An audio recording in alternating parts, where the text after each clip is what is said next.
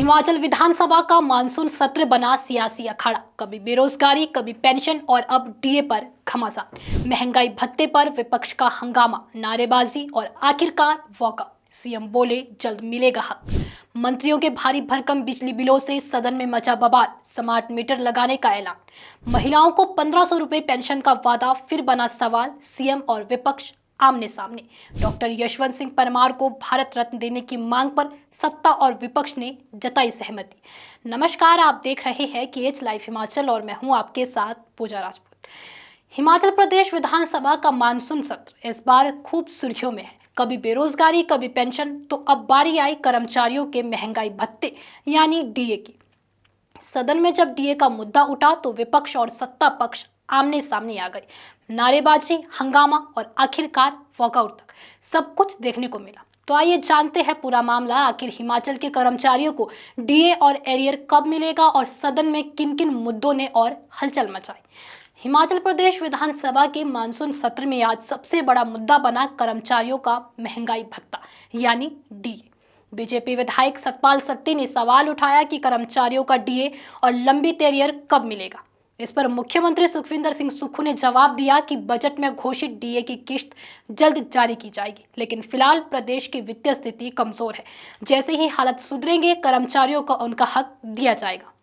उन्होंने पूर्व भाजपा सरकार पर भी हमला बोला और कहा कि 2018 और 19 में जब हिमाचल को 12,000 करोड़ की रेवेन्यू डेफिसिट ग्रांट मिली थी, तब भी कर्मचारियों को एरियर नहीं दिया गया।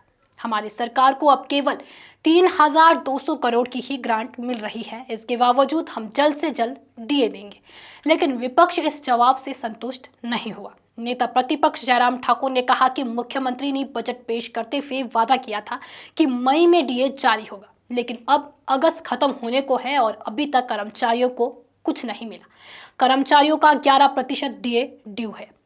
ये वादा खिलाफी है। उन्होंने ये भी कहा कि वीरभद्र सिंह की सरकार ने जो एरियर छोड़ा था उसे भाजपा ने क्लियर किया था। अब सुक्खू सरकार 10,000 करोड़ का बोझ भाजपा पर डालकर जिम्मेदारी से बच नहीं सकती। जयराम ठाकुर ने सदन में विशेषाधिकार हनन का मुद्दा भी उठाया और आरोप लगाया कि उनका तीसरा सप्लीमेंट्री सवाल पूछने का मौका तक नहीं दिया गया। नतीजा ये हुआ कि विपक्षी विधायक वेल में नारेबाजी करने लगे और फिर सदन से वॉकआउट कर गए। इसी दौरान एक और बड़ा मामला उठा, मंत्रियों और नेताओं के भारी भरकम बिजली बिलों का।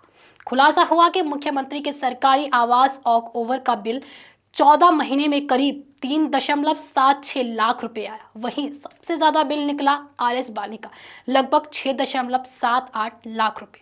आरएस बाली ने साफ कहा कि ये बिल गलत तरीके से थमाया गया है। असल में मेरा बिल सिर्फ 1.68 लाख का है, लेकिन विभाग ने गलती से 6.78 लाख का बना दिया।